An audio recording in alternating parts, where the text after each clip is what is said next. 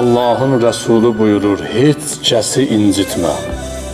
Çünki kimisə incitməmək sənin özün üçün verdiyin ən böyük sədəqədir.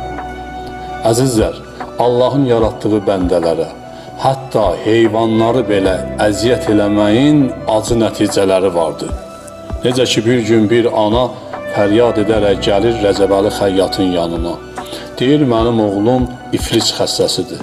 Onun dərdinə dərman tapa bilmirəm. O müdrik şəxs soruşur, anacan, sənin oğlun nə işlə məşğul idi? Deyir, qəssablıq edirdi. Rəcəbəli xəyyat biraz fikrə gedir, sonra deyir, anacan, təəssüflər olsun ki, sənin oğlun sağalmaz. Çünki o, ana heyvanın gözləri qarşısında balasının başını kəsib.